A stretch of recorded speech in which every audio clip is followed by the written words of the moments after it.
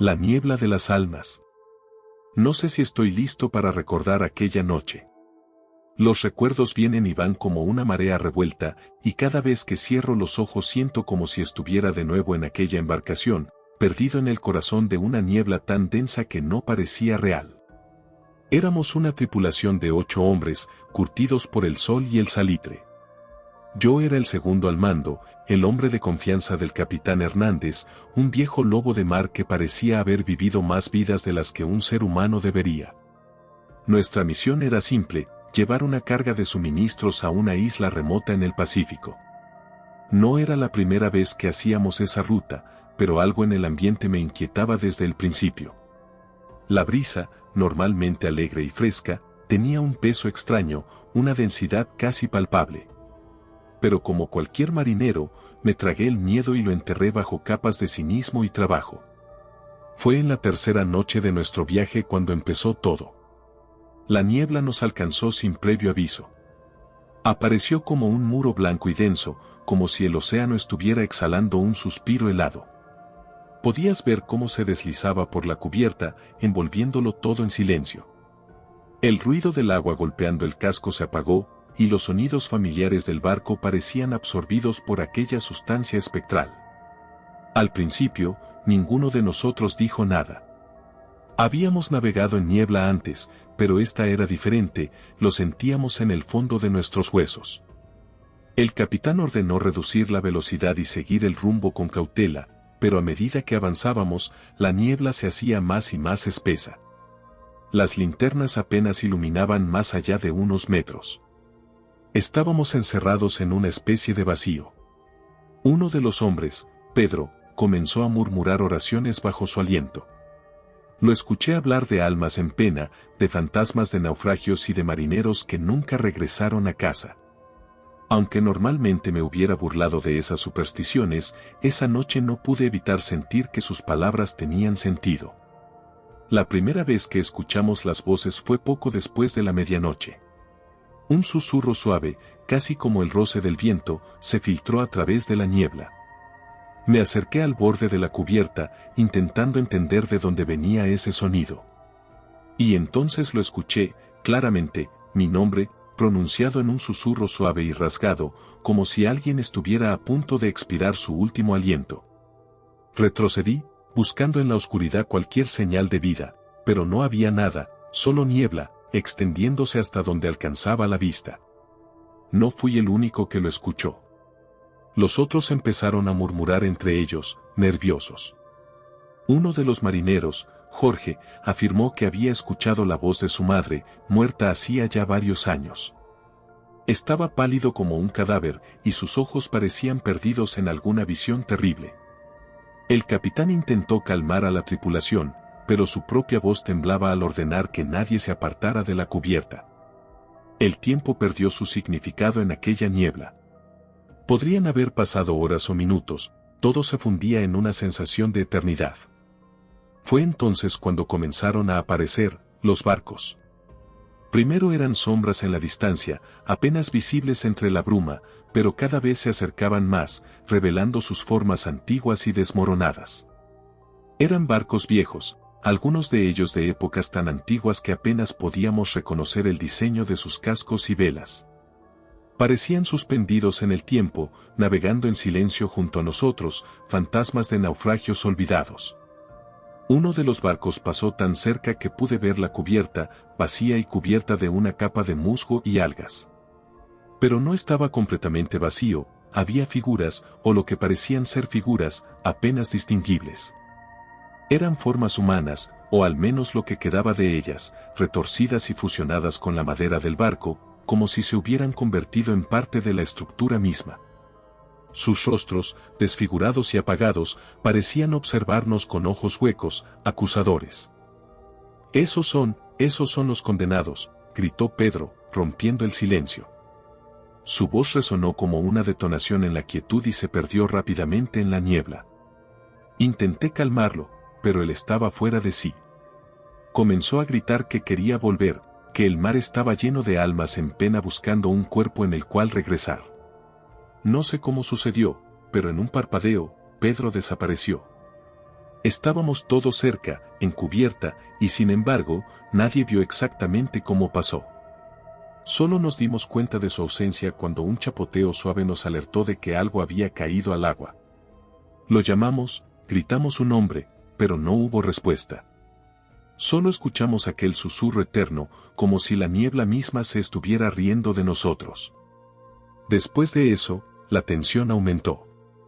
Nadie quería hablar, ni siquiera mirar a los lados, por miedo a encontrarse con otra de esas embarcaciones malditas o ver algo que podría arrebatarnos la cordura. El capitán estaba blanco, perdido en sus propios pensamientos.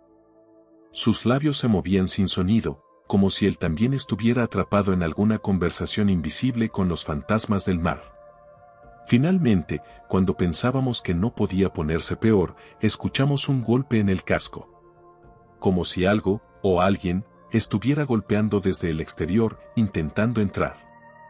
Los golpes eran rítmicos, metódicos, y parecían multiplicarse, primero uno, luego dos, luego decenas, hasta que todo el barco parecía rodeado por esas manos invisibles. En un acto desesperado, uno de los marineros arrojó una linterna al agua, y fue entonces cuando los vimos. Rostros. Rostros de marineros, algunos con uniformes antiguos, otros con expresiones de terror congeladas en sus ojos muertos. Estaban bajo el agua, flotando, observándonos. Era como si nos esperaran, como si supieran que tarde o temprano caeríamos al agua y nos uniríamos a ellos. No sé cómo logramos sobrevivir. Solo recuerdo la voz del capitán gritando órdenes, el ruido del motor volviendo a la vida y el tirón de la embarcación alejándose de la niebla. La visión de los barcos y las figuras fantasmales se desvaneció, pero los susurros nos siguieron hasta que el último rastro de niebla quedó atrás. Esa noche, varios de nosotros juramos no volver a hablar de lo que vimos. No mencionamos a Pedro ni a los otros que perdimos. Pero aún hoy, cada vez que escucho el sonido del agua golpeando el casco o veo la niebla acercarse en el horizonte, siento que ellos siguen ahí, esperando el momento para volver a reclamar lo que dejaron incompleto en el mar. El barco fantasma del abismo. No me gusta recordar aquella noche. Cada vez que pienso en ella, siento el peso de una presencia fría y oscura, como si la sombra de aquel barco maldito aún me acechara. Pero a veces pienso que contar esta historia es la única forma de liberar la carga que llevo. Habíamos zarpado desde la costa de Valparaíso. La tripulación estaba de buen ánimo, como siempre al comienzo de un viaje. Nuestro carguero, el Mariner's Pride, era un buque robusto, de esos que inspiran seguridad con su peso y su acero. Nuestro destino era un puerto en el Pacífico Norte, y la travesía debía ser tranquila. Pero esa noche, las cosas tomaron un rumbo inesperado. El cielo estaba despejado cuando comenzó la guardia nocturna. Yo estaba en cubierta, observando las estrellas y disfrutando de la brisa fría del océano. Pero alrededor de la medianoche, sin aviso, el aire cambió. Sentí una extraña densidad en el ambiente, una presión que parecía acumularse como antes de una tormenta. El olor a sal se mezcló con algo metálico, algo que no pertenecía al mar. Entonces lo vimos, una sombra en el horizonte, apenas visible bajo la luz de la luna. Era un barco, aunque parecía fuera de lugar, como si no perteneciera a nuestro tiempo ni a nuestra realidad. Su casco estaba cubierto de una capa oscura y mohosa, y sus velas, aunque rotas y raídas, se mantenían erguidas, como un animal muerto en pie. Nos acercamos lentamente, y cuando estuvimos a unos cuantos metros, el capitán ordenó detener el motor. ¿Qué demonios es eso?, murmuró uno de mis compañeros, con los ojos muy abiertos. Nadie respondía. La embarcación tenía un aura de decadencia, como si hubiera estado flotando por siglos sin un solo toque humano. Desde donde estaba, pude ver su nombre grabado en la proa, aunque las letras estaban desgastadas y cubiertas de una capa de algas. Decía, el reclamador. No había registros de un barco con ese nombre, al menos ninguno que yo conociera. La curiosidad y el horror luchaban en mi pecho, quería alejarme, pero algo en ese barco me atraía, como si estuviera encadenado a él. El capitán, siempre el más valiente entre nosotros, decidió que investigaríamos. Armaron una balsa pequeña, y con linternas y cuerdas, 3 de nosotros remamos hacia el reclamador. Subimos a bordo con el corazón latiendo con fuerza, y tan pronto puse pie en aquella cubierta, sentí un frío que me caló hasta los huesos. No era solo el aire, era como si el mismo barco estuviera exudando un frío sobrenatural. La cubierta estaba cubierta de lodo seco y algas, y en algunos puntos, parecía haber marcas de manos, como si alguien hubiera intentado aferrarse antes de ser arrastrado a la oscuridad. Avanzamos en silencio, explorando cada rincón de aquella embarcación espectral. Era un barco grande, de madera y hierro, con varios niveles y compartimentos. Las puertas rechinaban al abrirse, y dentro de las cabinas había muebles viejos, cubiertos de moho y enseres oxidados. Recuerdo que abrí la puerta de lo que parecía ser el camarote del capitán. En una esquina, bajo una capa de polvo, había un diario. No pude evitar tomarlo y abrir sus páginas amarillentas. Solo unos cuantos fragmentos eran legibles, pero bastaron para helarme la sangre. Las últimas líneas, escritas con mano temblorosa, decían: el mar nos reclama. Uno a uno caen, y los susurros no cesan. Este barco no tiene capitán, somos sus prisioneros. Mientras leía esas palabras, sentí un susurro detrás de mí. Al darme vuelta, vi a uno de mis compañeros, Pablo, parado frente a la ventana. Su rostro estaba pálido y sus ojos miraban algo en el horizonte. Me acerqué y entonces vi lo que él estaba viendo. En el agua, alrededor del barco, había algo flotando. Eran cuerpos de marineros con ropas antiguas, descompuestos pero extrañamente conservados por el agua. Estaban ahí, inmóviles, como esperando. Esto no es natural, murmuró Pablo, y pude notar el temblor en su voz. Intenté alejarlo de la ventana, pero él parecía hipnotizado, y fue entonces cuando lo escuchamos, el sonido de pasos. Era un arrastrar lento, pesado, como si alguien estuviera moviéndose en algún lugar del barco. Los pasos resonaban en el suelo, y pronto se unieron a ellos murmullos, palabras ininteligibles, pero cargadas de desesperación y miedo. Salimos del camarote, y lo que vimos nos dejó paralizados. Al final del pasillo, una figura se movía hacia nosotros. Su piel estaba oscura y colgaba de sus huesos como un trapo mojado. Sus ojos, hundidos y sin vida, nos miraban con una expresión de agonía. No era un ser vivo, pero tampoco estaba completamente muerto. Avanzaba lentamente, extendiendo una mano hacia nosotros. Grité que debíamos salir de allí, pero en ese momento la puerta de salida se cerró de golpe, como si el barco mismo se negara a dejarnos ir. La figura se acercaba más y más, y el pasillo se sentía interminable. Corrimos, tropezando y empujándonos unos a otros en un intento desesperado de escapar. Las paredes parecían estrecharse a nuestro alrededor, y la atmósfera se volvió sofocante, como si el aire estuviera siendo succionado. Cuando logramos llegar a la cubierta, Pablo tropezó y cayó al suelo. Intenté levantarlo, pero entonces vi que sus ojos estaban vacíos, perdidos en algún punto en el horizonte. «Nos están llamando», susurró, con una voz que no parecía suya. Y entonces, sin más, se levantó y comenzó a caminar hacia la borda, como si una fuerza invisible lo estuviera arrastrando. Intenté detenerlo, pero él se lanzó al agua, sin una pizca de resistencia. No sé cuánto tiempo estuve paralizado en el lugar, pero finalmente reaccioné y corrí hacia la balsa. Los otros 2 marineros me esperaban con expresiones de terror absoluto. «Y vámonos», grité, y remamos con todas nuestras fuerzas, alejándonos de aquel barco maldito. Desde la distancia, miré hacia el reclamador una última vez. Las figuras espectrales en la cubierta parecían observarnos, inmóviles, mientras el barco se desvanecía lentamente en la bruma, como si jamás hubiera estado allí. Al regresar al Mariner's Pride, el capitán nos miró con horror al ver que faltaba uno de los nuestros. Intentamos explicar lo que habíamos visto, pero ninguno de nosotros podía articularlo. Desde aquella noche, he tenido pesadillas con ese barco.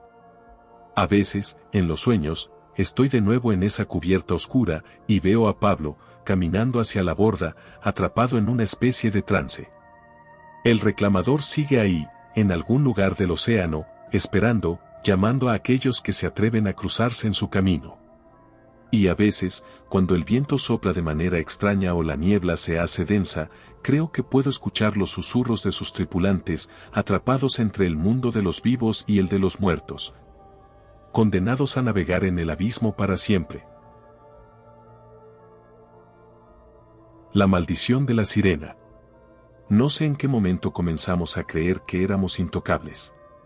Quizá fue el ego que viene después de años en el mar, de noche sobreviviendo a tormentas y días enfrentando el sol implacable. Éramos buenos en lo que hacíamos y no le temíamos a nada. Pero aquella travesía, aquella fue la que cambió todo. Aún puedo escuchar el canto en mis pesadillas, el dulce y terrible sonido que nos llevó a todos al borde de la locura. Zarpamos de una pequeña isla en el Caribe, con rumbo al norte. Éramos una tripulación pequeña, unos 10 hombres en total, pero éramos suficientes. El capitán Robles era un hombre imponente, de esos que apenas hablaban, pero que con una mirada controlaba a todos a bordo. Si él decía que había que seguir adelante, nadie lo dudaba. El primer día de travesía fue tranquilo. El mar estaba en calma, y los hombres se mantenían ocupados con sus tareas. Pero esa noche, cuando nos adentrábamos en aguas más profundas, algo cambió. Estaba en mi guardia, solo en la cubierta, cuando escuché el primer susurro. Fue apenas un murmullo en el viento, suave, casi imperceptible, pero lo suficiente para hacerme girar la cabeza. No había nada, solo el reflejo de la luna en el agua y el sonido rítmico de las olas golpeando el casco. Ignoré el sonido y volví a concentrarme en mi tarea. Pero unos minutos después, lo escuché de nuevo, esta vez más claro, un canto suave y melodioso que flotaba en el aire como una brisa fresca. Mis ojos se abrieron de par en par, y mi corazón comenzó a latir con fuerza. Era una voz femenina, dulce y atrayente, una melodía tan hermosa que era imposible de resistir. No era el único que la escuchaba. Pronto, otros miembros de la tripulación empezaron a salir de sus camarotes, atraídos por el canto. Nos miramos entre nosotros, tratando de entender lo que estaba ocurriendo. Algunos se persignaban y murmuraban oraciones, otros intentaban bromear para disipar la tensión, pero había un aire de inquietud en todos. El capitán salió de su camarote con una expresión dura en el rostro y nos ordenó que volviéramos a nuestras tareas, pero incluso él parecía afectado. A la mañana siguiente, encontramos algo flotando en el agua. Era un cuerpo, o al menos eso pensé al principio. Al acercarnos, vi que no era exactamente humano. Su piel era de un tono pálido, casi traslúcido, y su cabello, largo y enredado, flotaba a su alrededor como algas. La criatura estaba viva, aunque apenas. Sus ojos, de un color verde intenso, nos miraban con una mezcla de súplica y desafío. «Es una sirena», murmuró uno de los hombres, con la voz temblorosa. Nadie sabía exactamente qué hacer. Todos habíamos oído historias de sirenas, seres que llevaban a los hombres a la locura y los arrastraban al fondo del océano. Pero verla allí, tan vulnerable, casi humana, era desconcertante. El capitán tomó una decisión que sellaría nuestro destino. «La subimos a bordo», dijo, y aunque algunos protestaron, no hubo opción. La criatura fue izada con cuidado, y la llevamos a una esquina de la cubierta, donde se quedó inmóvil, observándonos con esos ojos verdes y penetrantes. Al principio, todo estuvo en calma. Algunos incluso comenzaron a bromear sobre la sirena, tratándola como una mascota exótica, una curiosidad del mar. Pero aquella noche, el canto regresó, más fuerte, más profundo, como si viniera desde las entrañas mismas del océano. Esta vez, era imposible resistirlo. Cada uno de nosotros fue atraído por ese sonido, saliendo de nuestros camarotes como sonámbulos, guiados por la melodía hipnótica. La sirena no se movía, pero sus ojos brillaban intensamente, como si estuviera alimentándose de nuestra fascinación. Sentí como si algo dentro de mí estuviera siendo arrancado, como si cada nota estuviera robando un pedazo de mi alma. Intenté apartar la vista, pero era imposible. Estaba atrapado, como el resto de mis compañeros, en esa red invisible tejida por su voz. Esa misma noche, el primer hombre desapareció. Su nombre era Juan, uno de los marineros más jóvenes. Lo buscamos por todo el barco, gritando su nombre, pero no había ni rastro de él.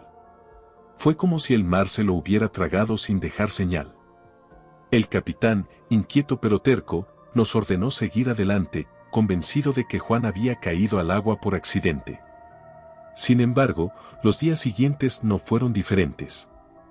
El canto de la sirena se hacía cada vez más fuerte, más envolvente.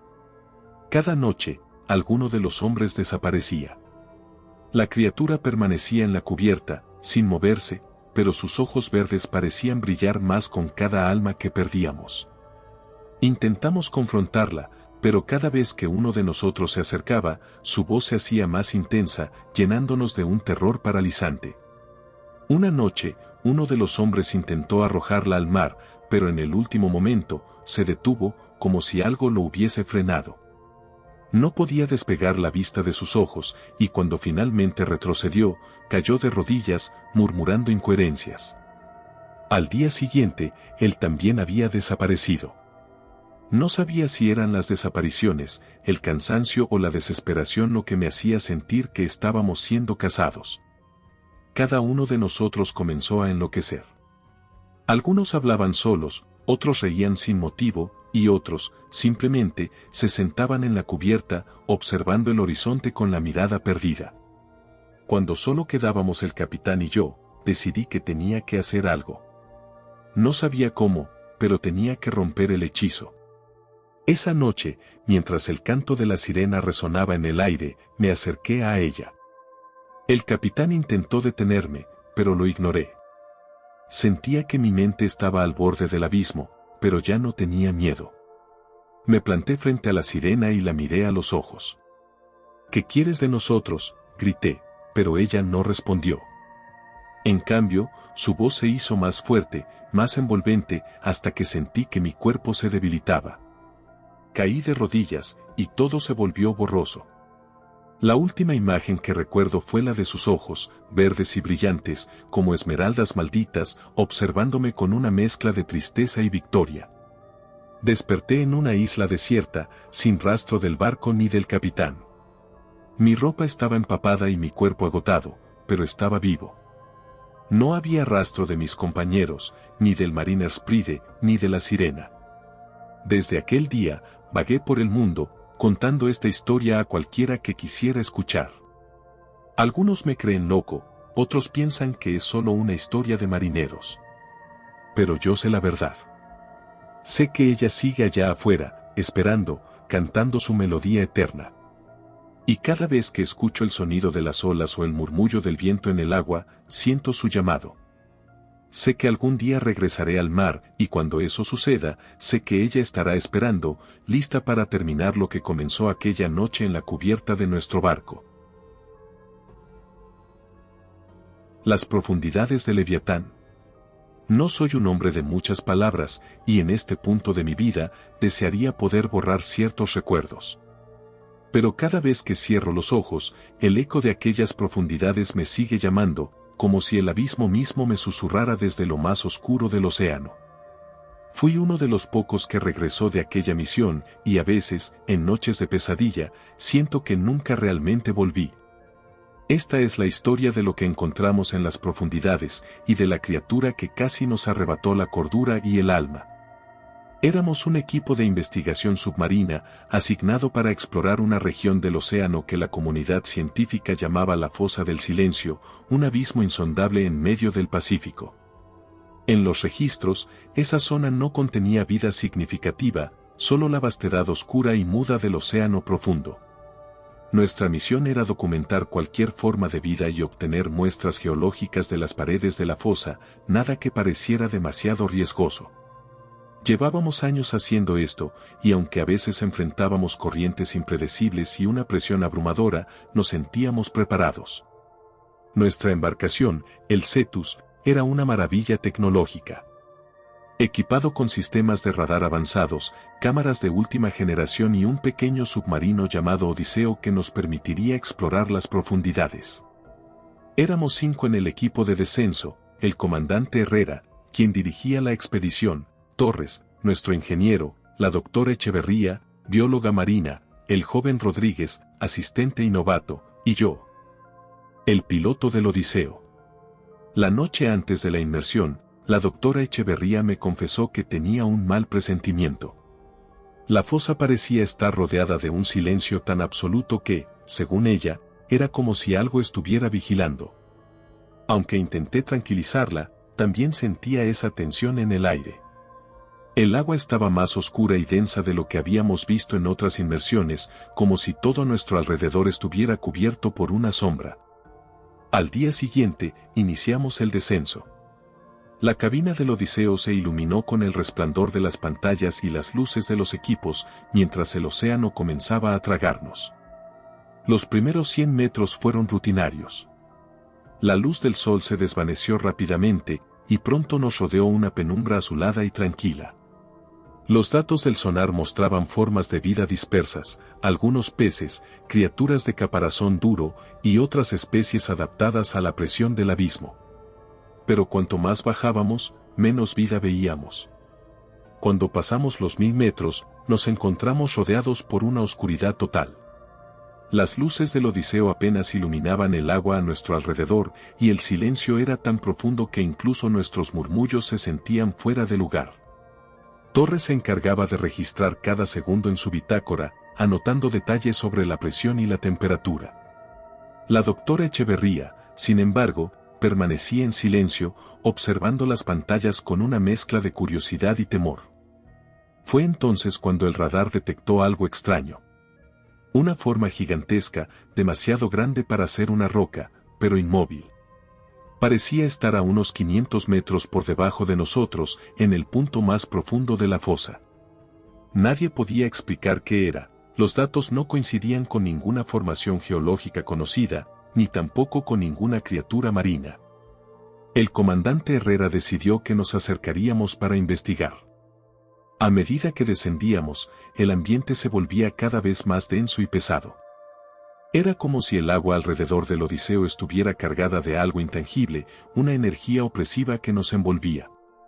Las pantallas comenzaron a registrar pequeñas variaciones en la presión y la temperatura, aunque nada alarmante. Finalmente, llegamos a los últimos metros de la fosa. Las luces del Odiseo iluminaron una superficie extraña, de textura rugosa y oscura. Parecía viva, aunque estaba inmóvil. Y entonces, justo en el borde de nuestro haz de luz, vi algo que me heló la sangre: un ojo. Un ojo gigantesco, del tamaño de una ventana, que nos observaba desde la penumbra. Su pupila era negra como el vacío, rodeada de un resplandor azul opaco. Parecía humano y, al mismo tiempo, alienígena, como si perteneciera a una inteligencia superior y antigua. Al principio, nadie habló. Estábamos paralizados, cada uno intentando procesar lo que veíamos. Fue la doctora Echeverría quien rompió el silencio, murmurando con un hilo de voz: «Es un leviatán». Antes de que pudiéramos reaccionar, la criatura comenzó a moverse. La masa gigantesca que rodeaba el ojo se extendía en todas direcciones, como si fuera un pulpo colosal o una entidad sin forma definida. Sus tentáculos, enormes y cubiertos de algo que parecía piel de piedra, se agitaban con lentitud en el agua. La vibración de sus movimientos resonaba en el casco del Odiseo, como si todo el submarino fuera una campana en contacto con una fuerza insondable. Torres gritó que teníamos que retroceder, pero antes de que pudiera activar los controles, el leviatán extendió un tentáculo hacia nosotros. La cabina tembló, y los sistemas comenzaron a fallar. Las luces parpadearon, y por un momento, todo se volvió oscuro. Sentí como el aire se volvía denso y pesado, como si la criatura estuviera absorbiendo nuestra energía, alimentándose de nuestro miedo. Entonces, algo más extraño ocurrió. Escuché una voz en mi cabeza, un susurro bajo y profundo, como el eco de una montaña. No era una voz humana, sino algo antiguo y primitivo. No entendía las palabras, pero podía sentir su significado. El leviatán nos estaba advirtiendo, amenazando. Estábamos en su territorio, en el dominio de una criatura que había existido mucho antes que nosotros. La doctora comenzó a gritar, sus ojos llenos de terror, y pude ver que ella también había escuchado la voz. El comandante Herrera, intentando mantener la calma, ordenó que nos retiráramos. Torres luchaba con los controles, pero el leviatán no nos dejaba ir. Sus tentáculos rodeaban el Odiseo, y cada movimiento de la criatura nos sacudía como si fuéramos un juguete en sus manos. Rodríguez, el novato, comenzó a hiperventilar y a golpear las paredes de la cabina, presa del pánico. Intenté calmarlo, pero entonces, el leviatán hizo algo que nunca olvidaré. Uno de sus tentáculos se presionó contra el vidrio de la cabina y en un instante proyectó una serie de imágenes en mi mente. Vi océanos antiguos y tormentas primordiales. Vi cómo civilizaciones enteras habían sido arrasadas por el poder de esa criatura, generaciones perdidas en el tiempo. Sentí un terror ancestral, una fuerza tan poderosa que ni siquiera la humanidad podría comprender. Y entonces, entendí. El leviatán no era solo un ser físico, era la encarnación del abismo, el guardián de un poder que estaba más allá de cualquier comprensión. No sé cómo logramos escapar. Torres, en un último intento desesperado, activó los propulsores de emergencia y el Odiseo comenzó a ascender, dejando atrás aquella entidad colosal. El camino hacia la superficie fue un borrón de pánico y caos, y el abismo debajo de nosotros parecía estirarse, como si quisiera arrastrarnos de regreso. Cuando finalmente emergimos, el sol de la superficie nos cegó, y por un momento, pensé que todo había sido una pesadilla. Pero al mirar los rostros de mis compañeros, supe que no era así. El comandante Herrera apenas hablaba, y la doctora Echeverría estaba catatónica, perdida en sus propios pensamientos. Ninguno de nosotros volvió a ser el mismo después de ese día. Desde entonces, cada vez que veo el océano, siento una especie de respeto y temor. El leviatán sigue ahí, esperando en las profundidades. Y sé que, si algún día regresa a la superficie, no habrá fuerza en el mundo capaz de detenerlo. El faro del fin del mundo. Nunca pensé que un faro pudiera ser un lugar tan aterrador. Había visto tormentas furiosas, noches sin luna en el mar y hasta la muerte de cerca en varias ocasiones, pero nada me había preparado para lo que encontré en ese faro olvidado en una isla remota. Cuando acepté el trabajo, pensé que sería solo un par de meses de soledad, un descanso del bullicio y la rutina. Pero lo que viví ahí, es algo que todavía me atormenta cada vez que cierro los ojos. Todo comenzó cuando recibí una carta ofreciéndome un puesto temporal como guardián de un faro en una isla pequeña, al sur de Chile. El trabajo era simple, mantener la luz encendida y asegurar que la maquinaria funcionara. No era un trabajo popular ni atractivo, pero el dinero era bueno, y pensé que la paz y la soledad serían bienvenidas. Después de años en el mar, un par de meses en tierra firme no me parecían nada malo. Llegué a la isla en un pequeño bote de pesca. Era un lugar desolado, azotado constantemente por el viento y el oleaje. Al acercarme, pude ver el faro, una estructura alta, de piedra oscura, como una torre de vigilancia que observaba el océano con una mirada fija y eterna. A su lado, una cabaña modesta y desgastada por el tiempo, que sería mi hogar temporal. Al desembarcar, el pescador que me llevó a la isla me miró con una mezcla de compasión y advertencia. Antes de alejarse, murmuró algo que apenas pude entender entre el ruido de las olas: no apagues nunca la luz. No importa lo que escuches, lo que veas. La luz debe permanecer encendida.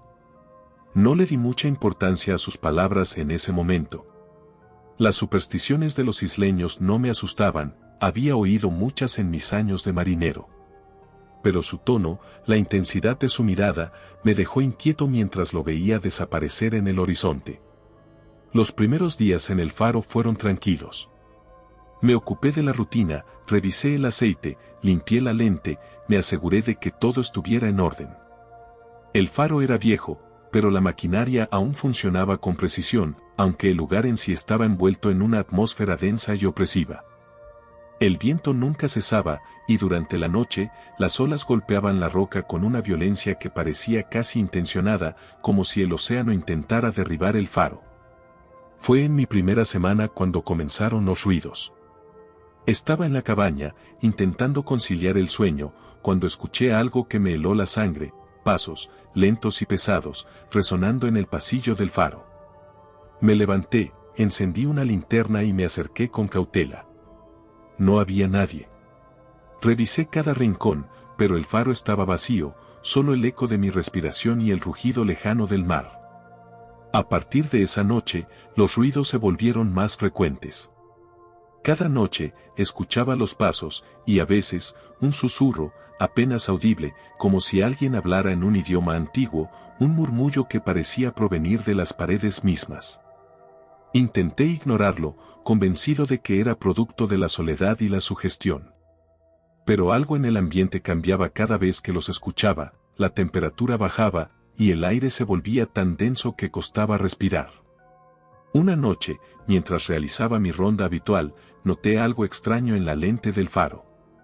Al acercarme, vi una huella de mano en el cristal, una marca fresca y húmeda que no debería estar ahí. Mi piel se erizó. Era como si alguien, o algo, hubiera estado intentando entrar. La noche en que realmente entendí el peligro que corría fue una tormentosa y siniestra.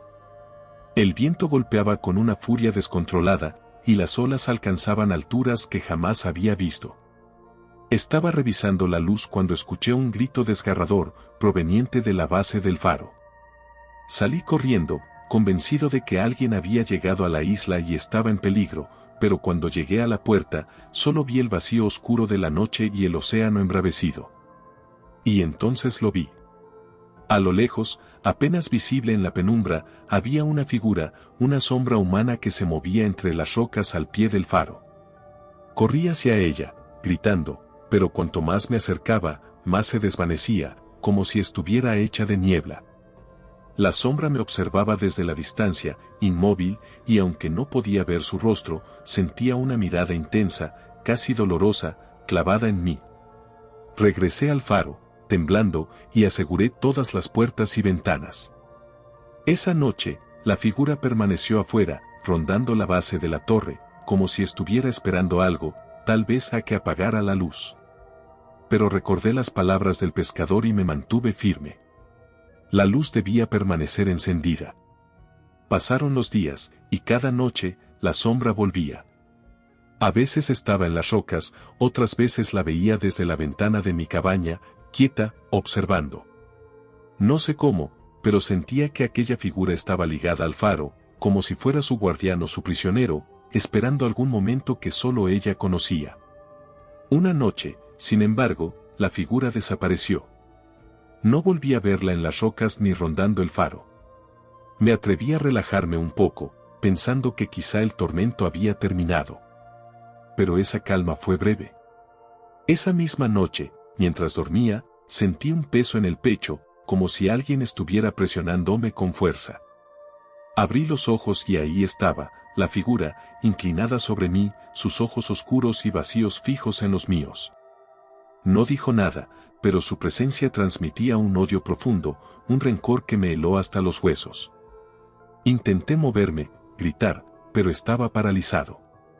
La figura se inclinó aún más cerca, hasta que su rostro quedó a centímetros del mío.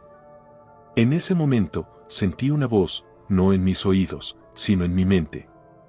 La luz debe permanecer encendida. Siempre. Porque, si se apaga, ellos vendrán. Y entonces desapareció.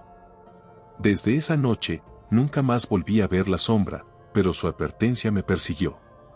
Cumplí con mi trabajo, mantuve la luz encendida y pasé el resto de mis días en el faro sin atreverme a bajar la guardia.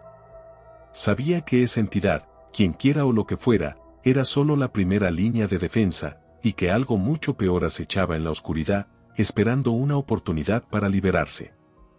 El día en que terminó mi turno y el pescador regresó para llevarme de vuelta, notó mi estado.